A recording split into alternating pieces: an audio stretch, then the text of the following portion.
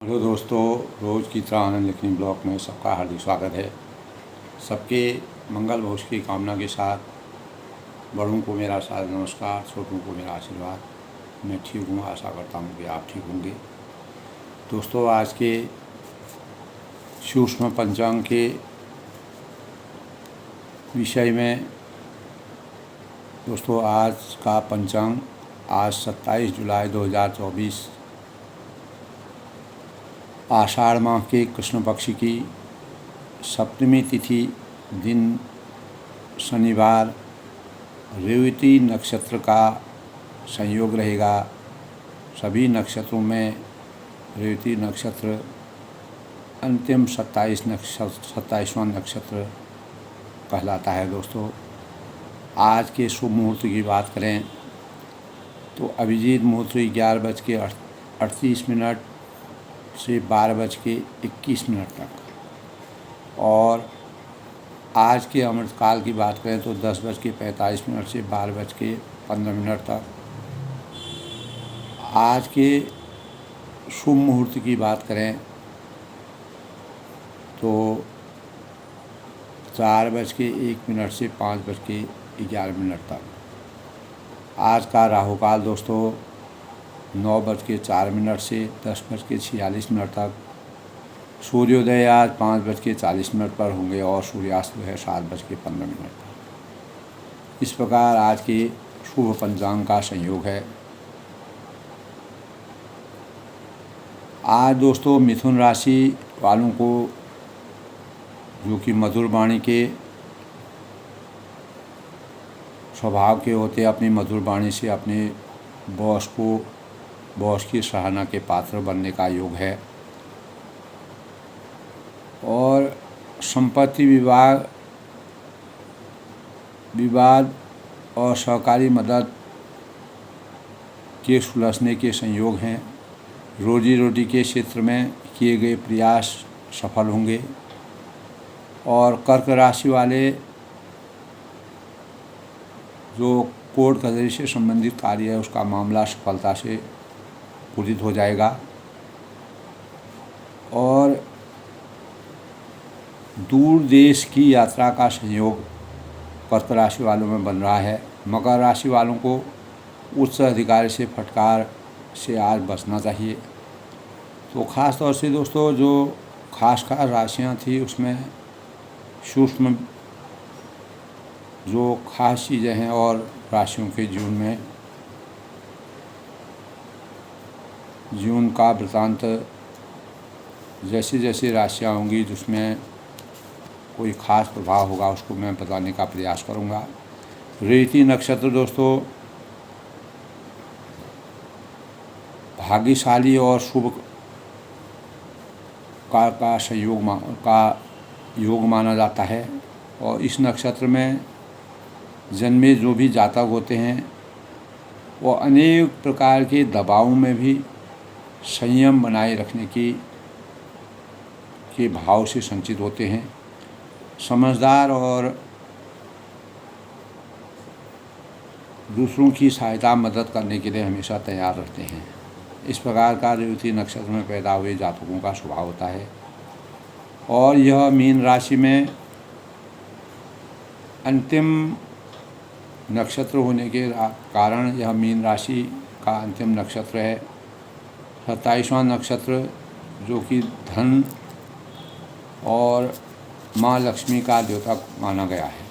इस अनुसार दोस्तों आज के सूक्ष्म पंचांग के पश्चात आज शनिवार का शुभ दिन है। शनि जो है शिकारी के प्रकृति के रूप में माने जाते हैं। शनि व काल भैरव को समर्पित यह दिन हमारे जीवन में अनेक प्रकार के निर्णायक का प्रतीक माना जाता है। शनि की प्रकृति उग्र होती है और जिनका प्रभाव तत्काल होता है कर्म फलों के प्रति आसक्त शनिदेव न्याय प्रिय देवता माने गए हैं। शनि के बुरे प्रभावों को अपने जीवन से दूर करने के लिए शनि की उपासना प्रत्येक जातक को करनी चाहिए। खास तौर से हनुमान चालीसा का पठन पाठन रोज़ मैं अपने ब्लॉग के माध्यम से सभी को बताता हूँ दोस्तों। सुंदरकांड का पाठ करना और शनि पाठ करना, जिन जातकों के ग्रहों में शनि दोष होता है तो शनि दोष से मुक्ति मिलती है। और शनि को प्रसन्न करने के लिए शनिदेव में तेल चढ़ाया जाता है। उसका भी दोस्तों रहस्य है। एक बार सूर्य भगवान ने शनि ने सूर्य भगवान का कहना नहीं माना, तब सूर्य भगवान ने शिव जी के संपर्क में राजे शिव जी से कहा कि शनि को ठीक करिए। तो शिव जी ने जो है अपने गणों को भेजा शनि को ठीक करने के लिए। तो शनि बलशाली थे, तो शनि को उनके गण कुछ नहीं कर पाए। तब शिव जी को स्वयं वहाँ पर शनि को अपना शिव भगवान को अपना रूप दिखा करके शनि को उन्होंने दंडित किया और त्रिशूल से जो है सूर्य यानी शिव जी के त्रिशूल से शनिदेव को घायल कर दिया। तो उसी समय हनुमान जी वहाँ पर प्रकट हुए और हनुमान जी ने शनि की रक्षा करने के लिए और शनि को जो घायल शनि को शिव जी ने कर दिया था, तो उस घायल में उन्होंने सरसों का तेल से उसकी उपचार किया और उसी उपचार को करने के तदंतर शनि धीरे धीरे जो है उनका जो है घाव ठीक हुआ। और इसीलिए शनिदेव जो है तेल चढ़ाने से जो दंडित होते हैं, परेशान होते हैं, तो उनकी जो घाव उनका पूरा हुआ, उनको जो दंड मिला था, उसी के परिणाम से उनके दंड को दूर करने के लिए उसमें तेल चढ़ाने का प्राविधान है। क्योंकि शनि देव को उससे शांति मिली, उनका घाव ठीक हुआ, उनकी रक्षा हुई। तो हनुमान जी और शनि जो है वह कलयुग के अवतारी देवता माने गए हैं। और शनि कर्मफलों के प्रति आसक्त न्याय प्रिय देवता माने गए हैं। और शनि के बुरे प्रभावों को दूर करने के लिए शनि की उपासना इसलिए की जाती है। हनुमान चालीसा का पाठ करना, सुंदरकांड का पाठ करना, इसीलिए शनि और हनुमान जी की उपासना एक साथ करने का प्राविधान है। तो कलयुग के अवतारी देवता के रूप में इनको माना जाता है। हमारे शास्त्रों में ऐसी मर्यादा है कि दोस्तों सूर्य ग्रह शनि सौरमंडल सूर्य से यानी ग्रह शनि सौरमंडल से मतलब सबसे दूरी शनि जो है सबसे बड़ा ग्रह माना गया है। और इस दिन जन्मे जातकों में शनि ग्रह का असर मिलता है। जो मेहनती होते हैं, उत्साह प्रवृत्ति के होते हैं और सफलता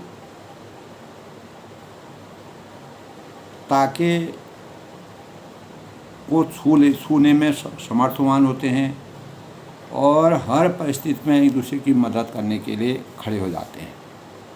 तो शनि इसलिए कृष्ण के अवतार में माने जाते हैं। ब्रह्मवैवर्त पुराण के अनुसार दोस्तों कृष्ण कहते हैं कि ग्रहों में शनि, जिन्हें शनीश्वर कहा जाता है, शनि का भगवान कर्मों के फल देने का कार्य परमात्मा ने उनको सौंपा था। शनि का मित्र ग्रह है दोस्तों बुध व शुक्र, शत्रु ग्रह है सूर्य और चंद्रमा। और मंगल, सूर्य, चंद्रमा व मंगल इनके शत्रु ग्रह हैं। और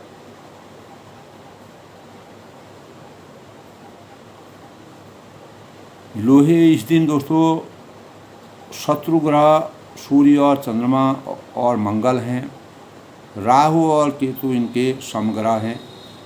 तो इस दिन दोस्तों शनिवार को लोहे का सामान खरीदना वर्जित माना गया है। तामसिक भोजन करना वर्जित माना गया है। किसी प्रकार के कमज़ोर व्यक्ति, असहाय व्यक्ति, वृद्धजनों और जो ज़रूरतमंद हैं, जो दीनहीन हैं, उनको सताना शनिदेव की नज़रों में बहुत ही दंडित माना गया है। तो इस दिन दोस्तों गरीबों को, दीन दुखियों को, वृद्धों की सेवा करने से अनेक प्रकार के फलों की प्राप्ति होती है और शनिदेव प्रसन्न होते हैं। शनि के जो कष्ट होते हैं वह उनके जीवन में नहीं आते हैं। तो जाति भेदों को जिस प्रकार से दोस्तों अनेक प्रकार के सेवा शनिदेव की, कोई भी इस प्रकार के अमर्यादित कार्य करते हैं, अमानवीय कार्य करते हैं, तो शनि देव उससे नाराज़ हो जाते हैं। उससे बचने के लिए शनिदेव को ख़ास तौर से शनिदेव की पूजा में आक के फूल, पीपल के पेड़ की पूजा और शनि के पैरों का पूजन करना शुभ माना गया है। और शनिदेव में तेल अर्पित करना और दीपक प्रज्वलित करके शनिदेव की परिक्रमा करना शुभ कार्य माना गया है, जिससे हमारे जीवन में अनेक प्रकार के शनि दोषों से मुक्ति मिलती है। शनि कर्मफल के दाता हैं।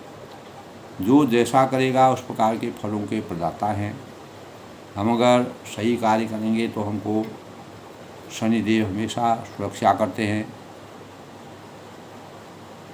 और हमारी रक्षा करते हैं। अनेक प्रकार की बीमारियों से और संशयों से हमको मुक्ति प्राप्ति होती है। इस दिन दोस्तों ख़ास तौर से तेल खरीदना वर्जित माना गया है। नमक, झाड़ू, लोहा से संबंधित कोई भी चीज़ होता है इस दिन नहीं खरीदना चाहिए शनिवार को।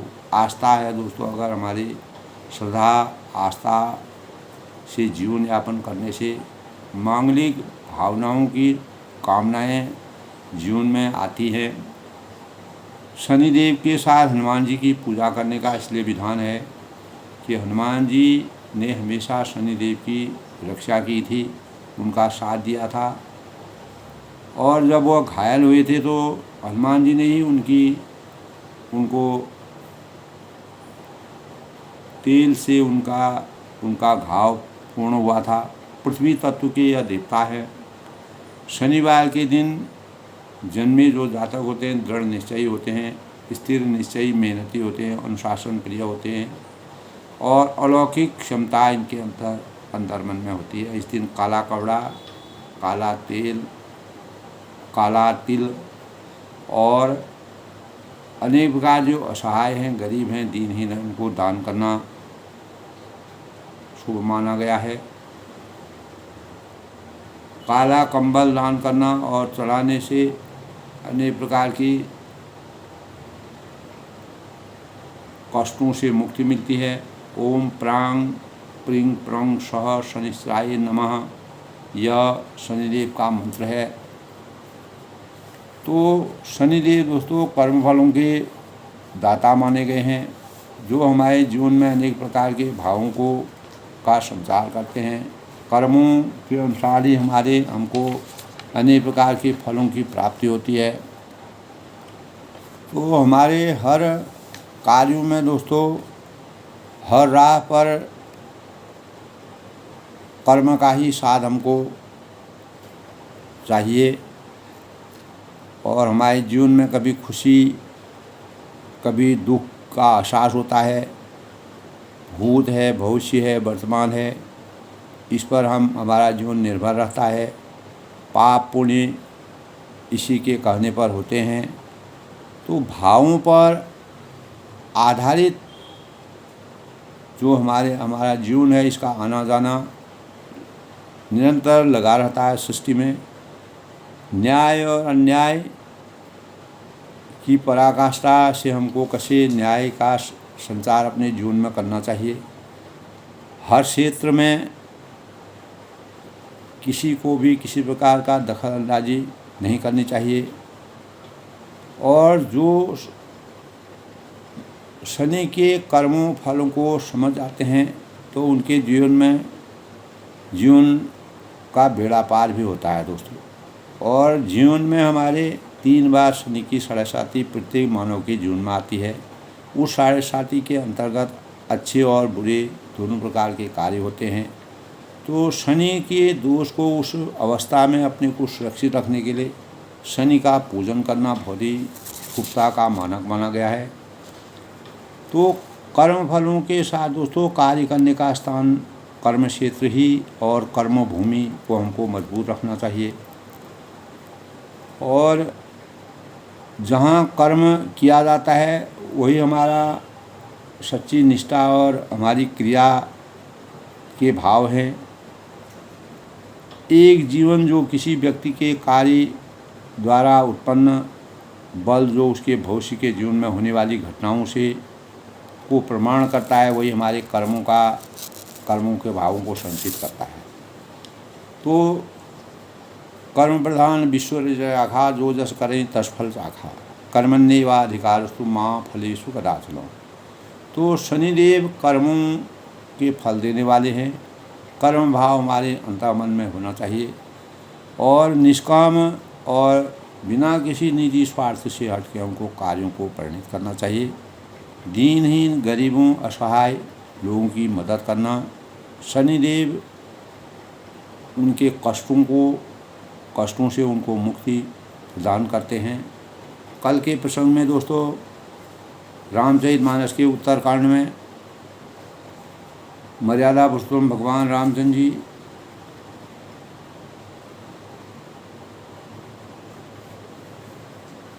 ने अयोध्या में जो है अपना राज तिलक उनका हो रहा है। अनेक प्रकार के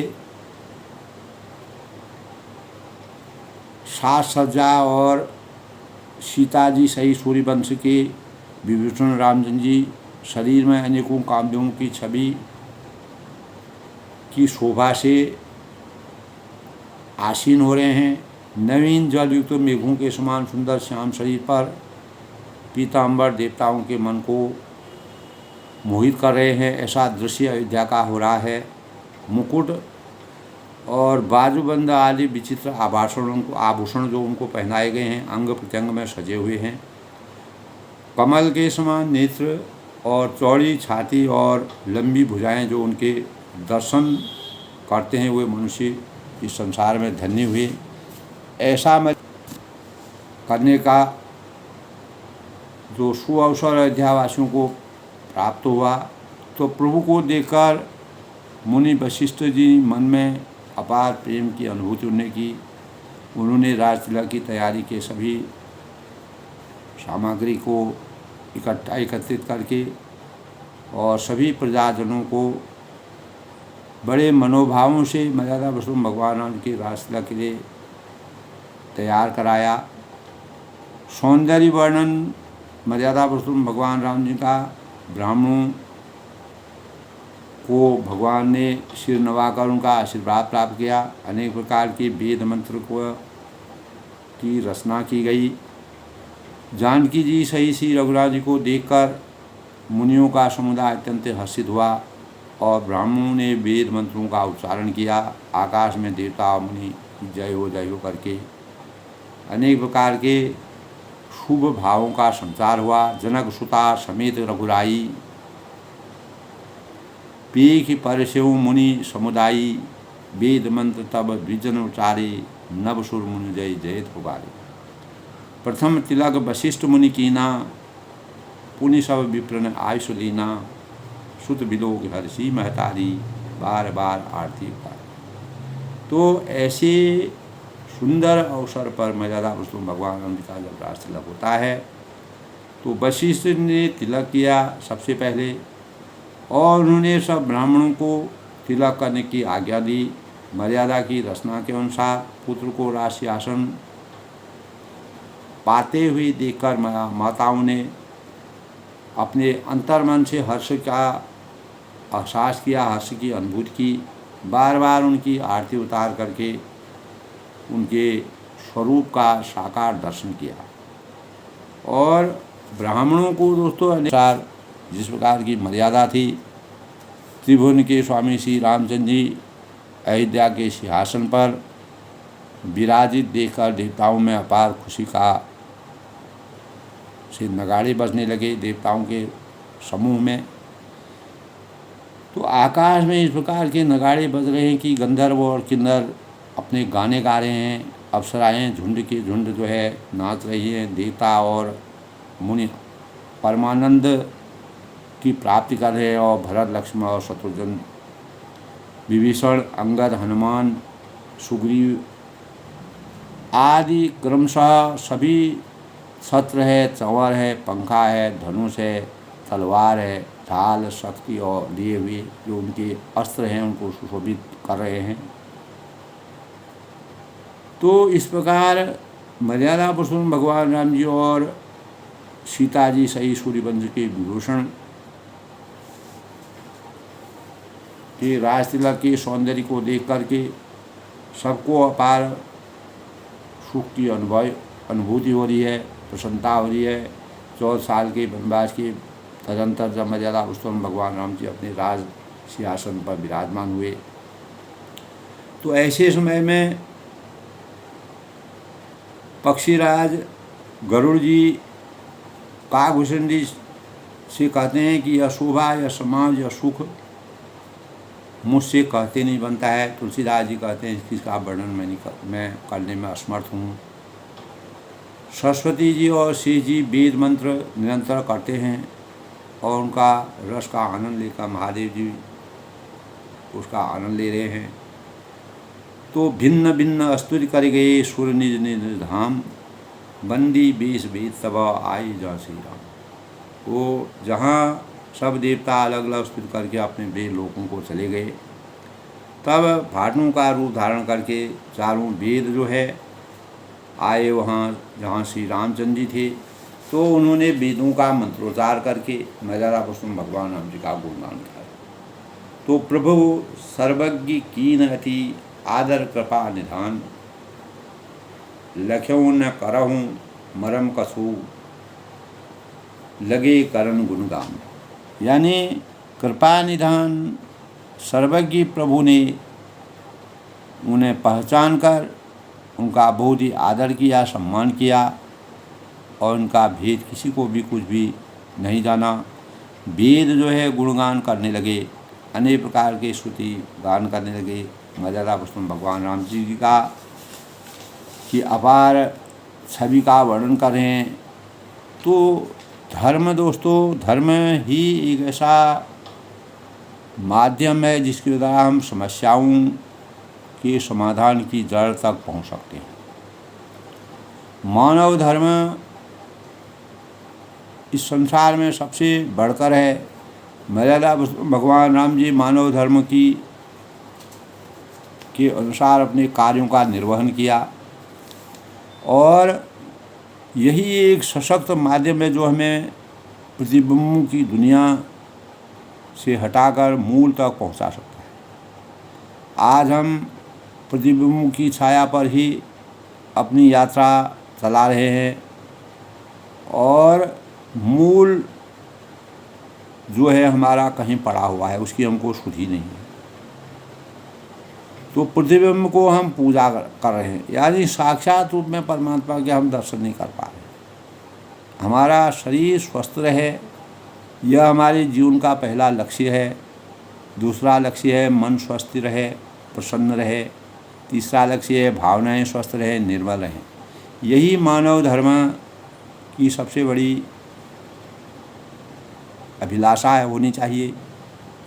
निषेधात्मक जो निषेधात्मक विचार, नकारात्मक जो विचार हमारे अंतःकरण में न समाये, न आए और सकारात्मक भाव का निरंतर हमारे अंतःकरण में विराजमान हो, जिससे हम धर्म की वास्तविकता को पहचान सकते हैं और मानव धर्म की सुरक्षा से अपने जीवन को सार्थक कर सकते हैं। तो जीवन में दोस्तों निषेधात्मक विचार कभी भी न आए, सकारात्मक विचारों का संचार हो, मैत्री और करुणा का विकास हमारे जीवन में निरंतर होता रहे। यही मर्यादा पुरुषोत्तम भगवान राम जी की के रास तिलक का सबसे बड़ा भाव था। वे सब जीवन के उद्यान को हरा भरा बनाने के लिए राम राज्य की स्थापना करना चाहते थे, परंतु जीवन उद्यान पत्तों को सींचने से हरा भरा नहीं होता है। तो मर्यादा पुरुषोत्तम भगवान राम जी कहते हैं कि हमें मानवता के हर दर्शन, हर स्वरूप का सम्मान करना चाहिए। हर स्वरूप, चाहे कोई कितना ही निर्धन हो, कितना ही बेसहारा हो, उसकी मदद करना मानव जीवन का सबसे बड़ा धर्म है। तो धर्म की सच्चाई यह है कि दोस्तों धार्मिक होगा वह निश्चित ही बदलेगा, और यह तो नहीं सकता कि कोई धार्मिक हो, धर्म का आचरण करता हो और उसका जीवन न बदला हो।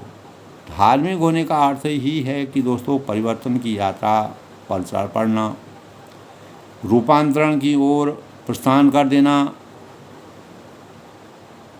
सभी क्षेत्रों में अपने जीवन के अस्तित्व को परिवर्तन करके मानवता के धर्म को अपनाना। धार्मिक होने का अर्थ यही है कि परिवर्तन की यात्रा पर चलना और रूपांतरण की ओर चलना। तो दोस्तों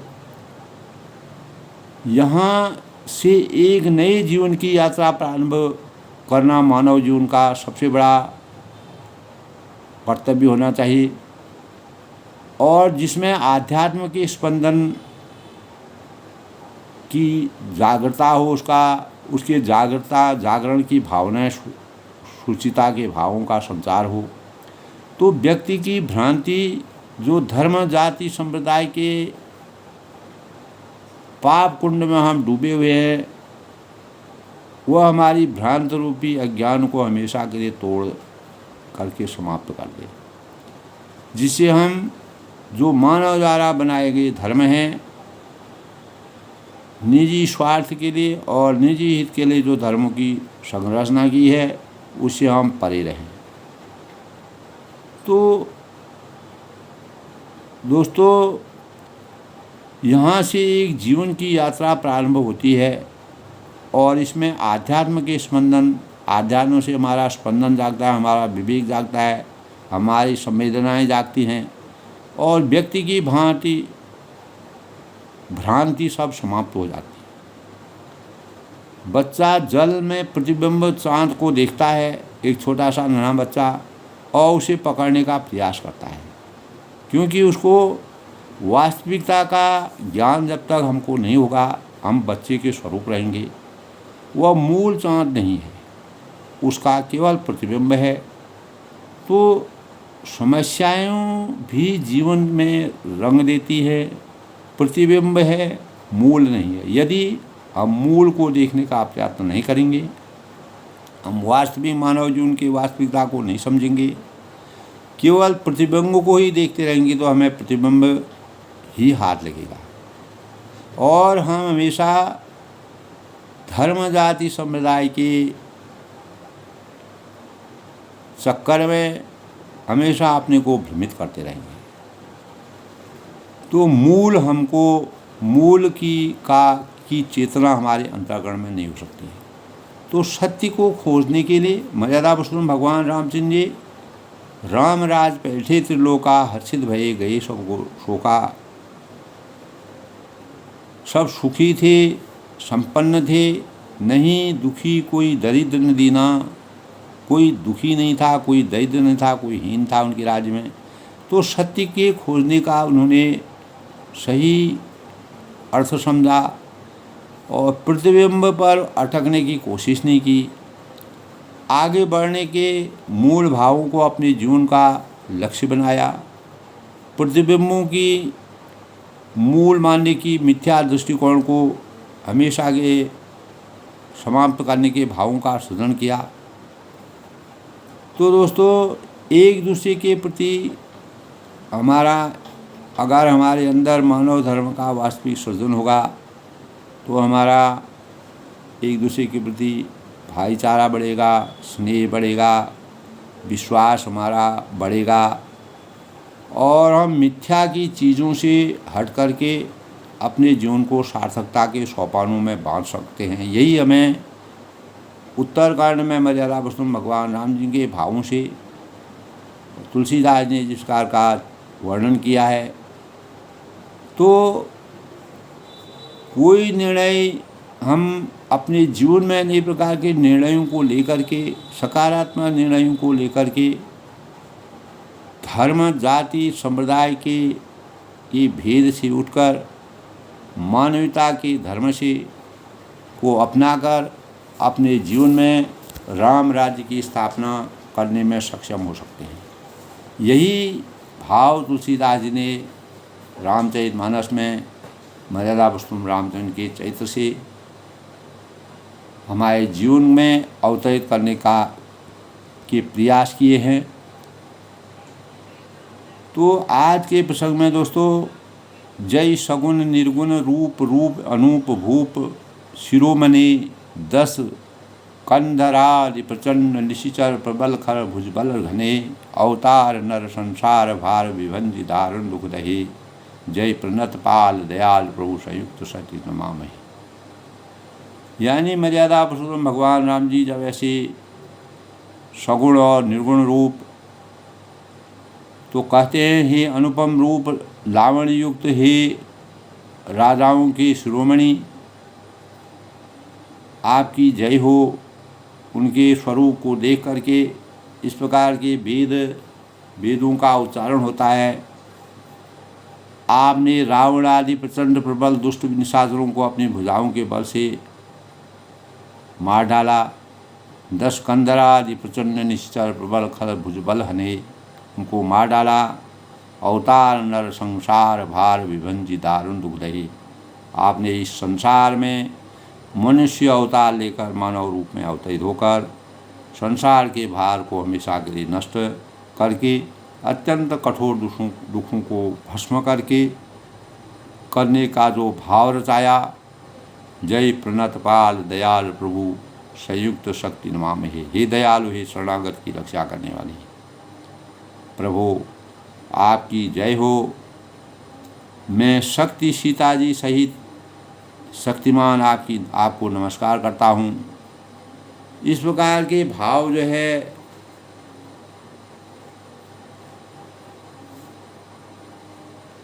कृपा निधान सर्वज्ञ प्रभु, उन्हें पहचान कर बहुत सी आदर किया और उनका भेद किसी को भी कुछ जाना नहीं। वेद गुणगान करने लगे। तो वेदों का जो गुणगान है वह मर्यादा पुरुषोत्तम भगवान राम जी का वर्णन करते हैं।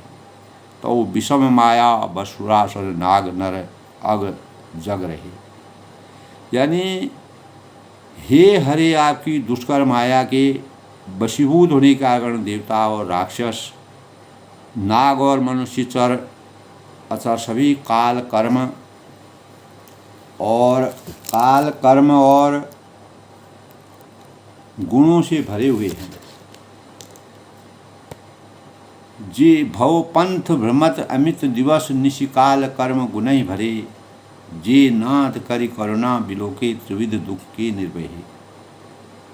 और हे नाथ, भरे हुए वशीभूत का दिन रात अनंत भव आवागमन के मार्ग में भटक रहे हैं। और हे नाथ, हे जे नाथ करि करुणा बिलोके, इनमें से जिनको आपने कृपा करके कृपा दृष्टि से देख लिया है, वे माया जनित त्रिविध दुख के निर्भय, माया जनित तीनों प्रकार के दुखों से छूट गए हैं। यानी उनको मोक्ष की प्राप्ति हो गई है, हमेशा के लिए वह धन्य हो गए हैं। भवखेद छेदन दत्सहम, हे जन्म मरण के श्रम की, यानी श्रम को काटने में कुशल श्री रामचंद्र जी। भवखेद छेदन दत्स हम कहूँ रत्स राम नमामहि, हमारी रक्षा कीजिए। और हम आपको नमस्कार करते हैं। वेदों की इस प्रकार की रचना है, वेदों में इस प्रकार के भाव हैं। जे ज्ञान मान विमत्त तौ भव हरनि भक्ति न आदरहि, जिन्होंने मिथ्या ज्ञान के अभिमान में विशेष रूप से मतवाले होकर जन्म मृत्यु के भय से हरने वाले आपकी भक्ति का आदर नहीं किया। हे हरि, ते पाय सुर दुर्लभ पदादपि परत हम देखत हरि। उन्हें देव दुर्लभ, देवताओं के भी बड़ी कठिनता से प्राप्त होने वाले ब्रह्मा आदि के पद को पाकर हम उस पद के नीचे गिरते देखते हैं। विश्वास करी सब आस परिहरि दास तौरे हुए रे। जो सब आशाओं को छोड़कर इस संसार में जितनी आशाएं होती हैं, जितनी अभिलाषाएं हमारी होती हैं, उन आशाओं और आशाओं को, अभिलाषाओं को त्याग कर अपार विश्वास करके आपके दास होना चाहते हैं, आपके सेवक होना चाहते हैं, आपकी शरण में आना चाहते हैं। जपि नाम तौ बिनु श्रम करें बहुनाथ जो सम राम ही। और आपके पूरे संसार की आशाओं को छोड़कर हम आपके दास होना चाहते हैं। वे केवल आपका नाम ही जप कर बिना ही परिश्रम भवसागर से तर जाते हैं। इस भवसागर के माया बंधन के जाल से, जन्म मरण के भय से हमेशा उनकी मुक्ति हो जाती है। ऐसा आपका हम इस भाव से हम आपका स्मरण करते रहें, आपका गान गाते रहें, आपकी गुणगाथा का हम रात दिन इस प्रकार के भावों का अपने अंतःकरण में आपका नाम स्मरण करें। यानी हम मन वचन और वाणी से आपके हृदय में आपके हृदय में हमेशा समा जाएं। ऐसा हमारे अंतःकरण में इस प्रकार के भावों का संचार है। तो जे चरण सिय अज पूज्य रज सुबि परसी पुनि पत्नी तरी। दोस्तों, ये वेदों की सराहना है। मर्यादा पुरुषोत्तम भगवान राम जी ने जिस प्रकार से छंद के रूप में वेदों के द्वारा की गई सराहना है।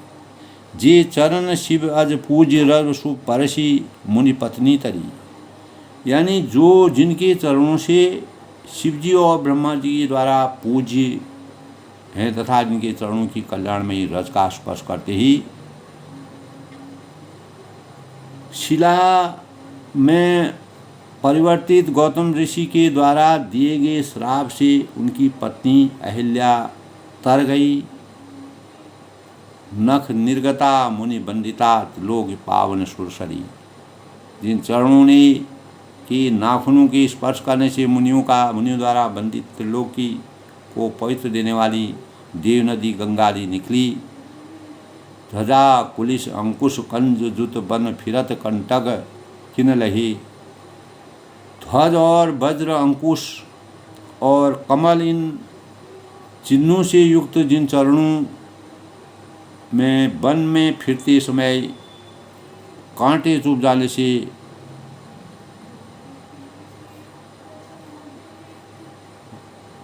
घाव हो जाते हैं, तो हे मुकुंद, हे परम ब्रह्म परमेश्वर, हे राम, हे रमापति, हम आपके पद कंज द्वंद मुकुंद राम रमेश नित्य भजामहि। हे रमापति, हम आपके उन्हीं दोनों चरणों को नित्य भजते रहें, उन्हीं का स्मरण करते रहें, उन्हीं में अपनी आसक्ति को लगाए रहें और आपकी भक्ति में हमेशा हम भाव भी हमें हमारे जीवन के सुंदर भावों का संचार होता रहे। अव्यक्त मूल मनादि तरु तव त्वच चार निगमा गम भने। वेद शास्त्रों में कहा है कि जिनका मूल अव्यक्त प्रकृति है, अव्यक्त मूल मनादि तरु तव चार निगमा गम भने, ऐसा कहा गया है जो प्रकाश रूप से अनादि है। षटकंद सखा पंच बीस अनेक पर्ण सुमन घने। जिनकी चार त्वचाएं 6 तने 25 शाखाएं, 60 कंद सखा पंच 20 अनेक पर्ण सुमन घने, और अनेकों पत्ते और बहुत से फूल हैं, जिनमें फल जुगल विधि कटु मधुर बेल अकेल जिनमें आश्रित रहे। दोस्तों, तुलसीदास ने बड़ा ही हृदय स्पर्शी वर्णन किया है मर्यादा पुरुषोत्तम भगवान की रास तिलक के बाद वेदों की जो श्रुति है, जो जिसमें कड़वे और मीठे 2 प्रकार के फल लगे हैं। फल जुगल विधि कटु मधुर, कड़वे भी हैं और मीठे भी हैं। बेल अकेल जिन आश्रित रहे, जिस पर एक ही बेल है जो उस पर आश्रित रहती है, उस पर, यानी आप एक आधार हैं, बेल के समान आधार हैं आपके अंतःकरण में।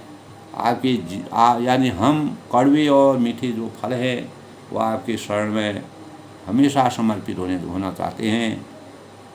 पल्लवत फूलत नवल नित्य संसार विटप मामे, जिसमें नित्य नए पत्ते नए फूल निकलते हैं, ऐसे संसार वृक्ष स्वरूप परमात्मा परम परमेश्वर भगवान रामचंद्र जी विश्व रूप में प्रकट इस भवसागर में मानव रूप में अवतीर्ण होकर के जिन्होंने आपको हम हमेशा नमस्कार करते हैं, आपका गुणगान करते हैं, आपकी स्तुति करते हैं।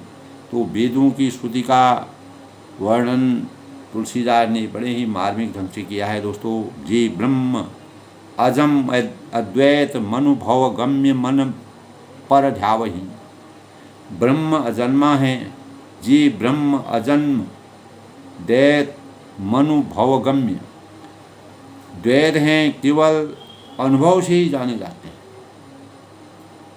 मन पर ध्यावही, और मन से परे। ते कहूँ जानहूँ नाथ हम, तब सगुन जस नित गावही, जो इस प्रकार कहकर उस ब्रह्मा का ध्यान करते हैं, ऐसा कहा करें कि जाना करें, किंतु हे नाथ, ते कबहु जानहु नाथ हम, तव सगुन जस नित गावही, हम जो नित्य आपका सगुण यश हमेशा गाते रहें। करुणा यतन प्रभु सद गुना कर देव यह बर मागही, और हे करुणा के धाम प्रभु मर्यादा पुरुषोत्तम भगवान रामचंद्र जी शिरोमणि, हे सद्गुणों के खान, हे देव हम यह बर मांगते हैं, मन वचन कर्म विकार तजी तव चरण हम अनुराग ही। हम बर मांगते हैं, हम आपसे अनुरोध करते हैं, प्रार्थना करते हैं, विनय करते हैं, अनुनय करते हैं, विनय करते हैं, प्रार्थना करते हैं, आराधना करते हैं कि मन वचन और कर्म से हमारे जो विकार तजी तव चरण हम अनुराग ही, सभी प्रकार के विचारों का अंत करके इस प्रकार के दुराभावों को हमेशा के लिए समर्पण करके आपके चिंतन में, आपके शरीर में विराजमान हूँ। आपके शरण में, आपके चरणों में हमारा सानिध्य बढ़े और हमको मर्यादा पुरुषोत्तम भगवान राम जी का के हृदय में स्थान मिले। उनके चरणों में हमारा नमन है। हम रात दिन उनके चरणों की सेवा करना चाहते हैं, जिससे हम इस संसार के भवबंधन से हमेशा छुटकारा प्राप्त करेंगे। इस प्रकार वेदों की स्तुति तुलसीदास जी ने जिस प्रकार के वेदों की स्तुति का वर्णन किया है, सबके देखत वेद न विनती कीन उदार, और अंतर ध्यान भई पुनि गई ब्रह्म आधार। तब वेदों के सबके देखते हुए यह श्रेष्ठ विनती की, और वेदों के द्वारा की जाने वाली विनती के बाद फिर वे इतना कहने पर मर्यादा पुरुषोत्तम भगवान राम की स्तुति करते करते हमेशा के लिए अंतर्धान हो गए और ब्रह्मलोक को वो चले गए, और उन्होंने मर्यादा पुरुषोत्तम भगवान राम का गुणगान किया। बेनती सुन शंभुत बौ आई जहाँ रघुबीर, विनय करद गदगद गिरा पूरित पुलक शरीर। तो कागभूषणी जी कहते हैं दोस्तों, हे गरुड़, गरुड़ जी से कहते हैं कि सुनिए, यह शिव जी वहाँ आए हैं, शिव जी वहाँ आए हैं जहाँ रघुवीर थे और गदगद वाणी से स्तुति करने लगे। शिव जी ने वेदों के माध्यम से जिस प्रकार से मर्यादा पुरुषोत्तम भगवान राम जी का गदगद अपने मन वचन और कर्म से जिन भावों को रचा, उनका स्तुति गान किया, उनका शरीर पुलकावली से पूर्ण हो गया, अपार हर्ष की अनुभूति हुई और मर्यादा पुरुषोत्तम भगवान राम जी के पूरे स्वरूप का जो वृतांत उन्होंने किया, उनके सद्गुणों का जो उनके अंदर जो आभा मंडल था, उस आभा मंडल का वेदों ने जिस प्रकार से रचना की, उनकी स्तुति की, उनकी मर्यादा की रचना की, तो काकभूषणी जी कहते हैं कि हे गरुड़ जी सुनिए। तब शिव जी वहाँ आए और श्री रघुवीर जी वहाँ पर थे। श्रुति और वेद जो है अपना वेद श्रुति कर करके अपने परम लोक को चले गए और वाणी की स्तुति करने लगे। उनका शरीर तब शिव जी का भी शरीर पुलकायमान हो गया ऐसे भावों को सुन करके। इस प्रकार दोस्तों परमात्मा मर्यादा पुरुषोत्तम भगवान राम जी ने मानव रूप में अवतरित होकर के वेद और नीति मर्यादा की जो सबसे बड़ी पराकाष्ठा है वो मर्यादा पुरुषोत्तम भगवान राम जी में थी।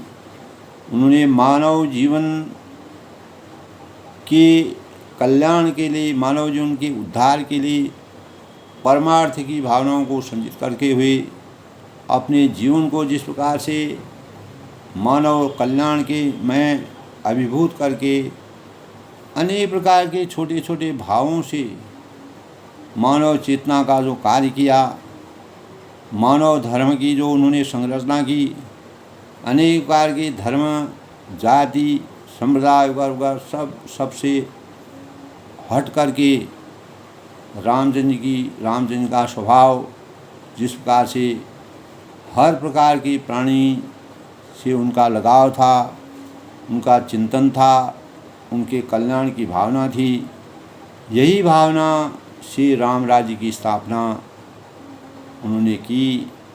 और जो आज भी हमारे जीवन के लिए और इस सृष्टि के सही ढंग से निर्वहन के लिए परम आवश्यकी है, उन्हीं की प्रेरणा से आज हम अपने जीवन को शुचिता के मार्ग में ले जाने के लिए अग्रसरित होते हैं और इसीलिए रामचरितमानस का गुणगान करते हैं।